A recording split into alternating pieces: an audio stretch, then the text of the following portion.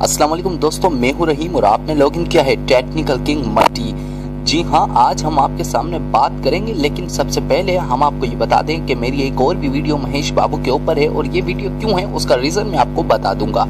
जी हाँ, तो महेश बाबू ने हैदराबाद में फिल्म के दौरान प्रेस कॉन्फ्रेंस में कहा, जब इनसे बात लिख ली टेररिज्म पे तो कहने लगे कि मैं नहीं मानता कि टेररिज्म मुसलमान होते हैं। जी हाँ, जो पैगंबर थे मोहम्मद सल्लल्लाहु अलैहि वसल्लम अपनी पूरी जिंदगी में किसी के साथ गलत, किसी के साथ नाजायज नहीं किया, तो किताब कुरान पाक में ये कैसे हो सकता है? हाँ, ये सारी बातें गलत है। कहीं भी कुरान शरीफ में भी नहीं लिखा कि किसी के साथ नाजायज करो, बल्कि जगह जगह ये लिखा है कि अगर आपने किसी इंसान को भी तकलीफ पहुंचा दी तो आपने मुझे तकलीफ पहुंचा दी।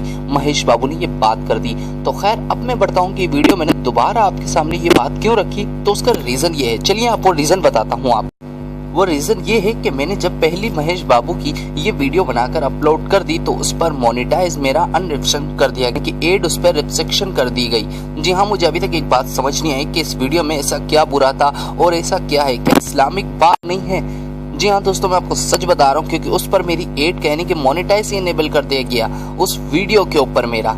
हालांकि मुझे एक बात समझ नहीं है, इसलिए मैं ये वीडियो दोबारा बनाई सिर्फ आपको बताने के कि यार प्लीज इस वीडियो को शेयर करें, लाइक करें, कमेंट्स करें। क्योंकि मैं व्यूज के लिए नहीं कह रहा, मैं कह रहा हूँ एक इंसानियत के लिए, क्योंकि महेश बाबू ने जो कहा वो वाकई काफी गर्व साबित है।